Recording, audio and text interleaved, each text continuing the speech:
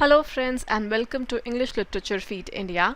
आज हम अपनी शेक्सपियर सोनेट्स की सीरीज को कंटिन्यू करते हुए शेक्सपियर का सोनेट नंबर 3 करेंगे, which is look in thy glass and tell the face thou viewest. Also before moving further, Shakespeare sonnet के ऊपर उसका इंट्रोडक्शन और शेक्सपियर सोनेट की थीम्स क्या हैं, कौन से कैरेक्टर्स आते हैं, सोनेट क्या होता है, शेक्सपियरियन सोनेट क्या होता है और उसका फॉर्म क्या होता है, quatrain and everything. I have talked about all of that in a separate video जिसका link I will leave in the description box below. So I would advise कि आप इस वीडियो पर आने से पहले एक बार वो वाला वीडियो ज़रूर देखें and it will help you quite a lot better understanding के लिए। सो विदाउट फर्दर अडू चलिए स्टार्ट करते हैं हम सोनेट के साथ। So like you would know, जैसे हमने सोनेट 1 और 2 में भी बात किया था, अगेन जिसका लिंक आपको डिस्क्रिप्शन बॉक्स में मिल जाएगा because I have already made a video on first and the second sonnet. तो ये वाला जो सोनेट है, this is also a part of the procreation sonnets और जो कि फेयर यूथ को एड्रेस्ड है। इस सोनेट के अंदर भी जो पोएट हैं वो उस फेयर यूथ को बोलते हैं प्रोक्रिएट करने के लिए, बच्चा पैदा करने के लिए, ताकि जो उस फेयर यूथ की ब्यूटी है उसको कंटिन्यू किया जा सके, उसको पास ऑन किया जा सके। Also the sonnet again like a Shakespearean sonnet has 3 quatrains. तो ये वाला आपका क्वोट्रेन 1 है, this is quatrain 2, this is quatrain 3 and ये जो लास्ट वाली 2 लाइन्स हैं, this is called a couplet. ये कपलेट क्या होता है, क्वोट्रेन्स क्या होते हैं, like I said I have already talked about all this in that introduction वाला video and that's why I said कि प्लीज वो वाला वीडियो एक बार जरूर देखें। Now let's start with quatrain 1. Look in thy glass and tell the face thou viewest. Now is the time that face should form another, whose fresh repair if now thou not renewest, thou dost beguile the world, unbless some mother. तो जो poet है he says कि तुम glass में देखो, शीशे में देखो and tell the face thou व्यूएस्ट, और जो चेहरा तुमको दिखता है, एज इन तुम्हें अपना खुद का ही चेहरा दिखेगा ना शीशे के अंदर, मिरर के अंदर, तो जो तुम्हें चेहरा वहाँ पर दिखता है एज इन खुद को, ये बताओ कि अब टाइम आ गया है कि तुम्हें एक बच्चा पैदा करना चाहिए। That now is the time कि जो फेस तुम्हें शीशे में दिखता है, कांच में दिखता है, that it should form another, that is you should have a child now. Further he says कि अगर तुम अब एक बच्चा नहीं करोगे जो कि तुम्हारी तरह दिखता है, इफ दाउ नॉट रिन्यूएस्ट, रिन्यू करना एज इन अगेन बच्चा पैदा करना, कि अगर तुम नहीं करते हो बच्चा जो कि तुम्हारी तरह दिखता है तो तुम दुनिया के साथ जाती कर रहे हो, you are being unfair to the world, thou dost beguile the world, he says here, right, and unbless some mother, और जो उस बच्चे की वुड बी माँ है, होने वाली माँ है, तुम उसके साथ भी गलत कर रहे हो, it will be unfair to that mother. Beguile का मीनिंग होता है किसी को चीट करना या डिसीव करना, okay, and unbless here would mean कि किसी को अनहैप्पी करना। सो अगेन यहाँ पर वही मैसेज है कि जो ब्यूटी है it should be passed on to the next generation. अब नेक्स्ट क्वोट्रेन के अंदर, क्वोट्रेन 2 में जो पोएट है वो रीजंस देता है कि इस यंग मैन को क्यों बच्चा करना चाहिए। इस सेकेंड क्वोट्रेन के अंदर जो पोएट है वो एक मेटाफर यूज करते हैं फार्मिंग का, because look at the use of words here. ये वाला जो वर्ड है अनईयर्ड, इसका मीनिंग होता है अनप्लाउड। जो वर्ड यहाँ पर ये टिलेज है, इसका मतलब होता है प्लाव करना और सीड्स को सो करना, और हस्बेंड्री होता है कि जो पूरे खेत की देखभाल करना, looking after a whole farm, that is husbandry. So इन सब वर्ड्स के जरिए वो एक फार्मिंग का मेटाफर यूज करते हैं यहाँ पर जो पोएट हैं। सो ये वाली जो लाइन है, for where is she so fair whose uneared womb disdains the tillage of thy husbandry, तो मतलब हुआ इसका,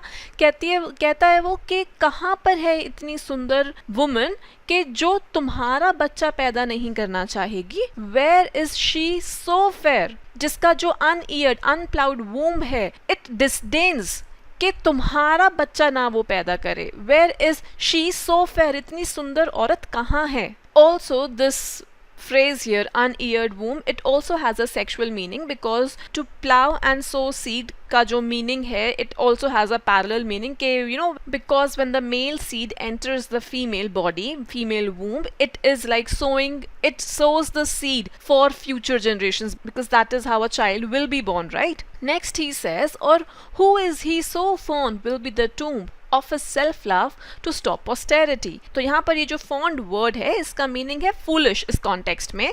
तो फेयर यूथ से एक क्वेश्चन पूछा गया है कि क्या वो अपने आप से इतना प्यार करता है, दैट सेल्फ लव, के ही विल डाई चाइल्डलेस, के वो बिना बच्चा पैदा करे ही मर जाएगा ताकि उसकी कोई फ्यूचर जनरेशंस ना हो, कि कोई उसका वंशज ना हो, कोई उसका वारिस ना हो, नो डिसेंडेंट्स. पोस्टेरिटी का मीनिंग होता है आने वाली पीढ़ियां. Also, when he uses the word tomb here, the meaning is pretty clear कि या तो प्रोक्रिएट करो और you will die, because of course मरना तो वैसे भी है, लेकिन उन्होंने पहले वाले सोनेट्स में भी, इफ यू वुड रिमेंबर, ये बोला था कि the way to immortality is through procreation because you are living through your child. उसने वो रोज का भी एग्जाम्पल दिया था, if you would remember. Also जो ये वाली दो लाइन्स हैं ये भी इंसिन्यूएट करती हैं कि जैसे जैसे टाइम गुजरेगा तो जो इस यंग मैन की जो ब्यूटी है वो फेड होती जाएगी, और उसको रोकने के लिए एक पॉसिबिलिटी है कि वो प्रोक्रिएट करे और अपनी इस ब्यूटी को पास ऑन करे. Now coming to quatrain 3, Thou art thy mother's glass and she in thee calls back the lovely April of her prime. तो यहाँ पर जो पोएट है वो यंग मैन को और उसकी माँ को कंपेयर करते हैं ताकि उस यंग मैन को कन्विंस करने के लिए कि वो पिता बन जाए. यहाँ पर जो पोएट है वो सजेस्ट करते हैं कि जो ये यंग मैन है वो अपनी माँ का रिफ्लेक्शन है और माँ अपने आप को अपने इस बच्चे में, एज इन इस यंग मैन में देख सकती है. लिखा है ना यहाँ पर, Thou art thy mother's glass and that, कि वो तुम में, she in thee calls back the lovely April of her prime, कि वो तुम्हारे अंदर अपने आप को देख सकती है. She can see her prime, जब वो यंग थी, because the young man is also young right now, है ना. तो वो ऑल्दो जो माँ है शी हैज एज्ड, बट तुम्हारे through she can see her youth again. So thou through windows of thine age shalt see, despite of wrinkles, this thy golden time. So he says here कि जब वो fair youth, जब वो young man old हो जाएगा, बूढ़ा हो जाएगा, तो वो पास्ट में ही will be able to look back and he will acknowledge कि हाँ ये जो अभी ये वाला टाइम है, that this was his best time, ये उसका बेस्ट टाइम था जब उसने प्रोक्रिएट करना चूज़ किया था, जब उसने बच्चा पैदा करना चूज़ किया था. And hence when he decided कि उस बच्चे के through that line of beauty will also be carried on. So when he said कि जो उसकी माँ है, फेयर यूथ की जो माँ है, वो अपने यूथ को अपने इस बेटे के थ्रू देख सकती है, तो same thing will happen to the young man also, अगर वो बच्चा पैदा करता है. तो यहाँ पर ये जो विंडोज़ है, ये जो वर्ड है windows, this is used as an idea जो कि पास्ट और प्रेजेंट को रीयूनाइट करता है. सो अगेन जो पोएट है वो यहाँ पर इस यंग मैन को यही समझाने की कोशिश कर रहे हैं कि इवेंचुअली जो ये फेयर यूथ है वो ओल्ड हो जाएगा, बूढ़ा हो जाएगा, और जो उसकी ब्यूटी है वो भी फेड हो जाएगी. लेकिन अगर वो बच्चे करता है, अगर वो बच्चे पैदा करता है, तो जो उसकी ये ब्यूटी है it will live on through his successors. And now we come to the final two lines of the poem, which is called the couplet.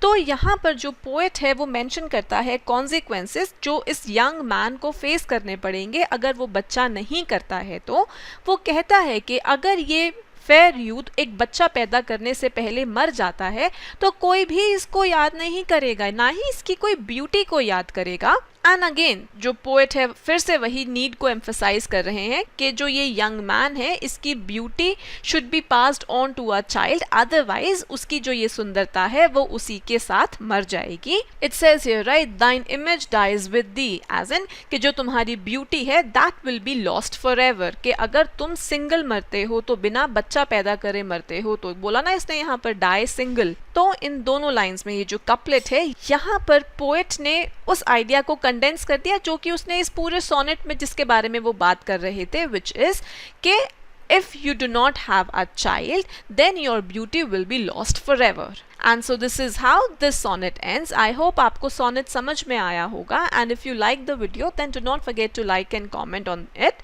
If you're new to my channel, do not forget to subscribe. Thank you so much.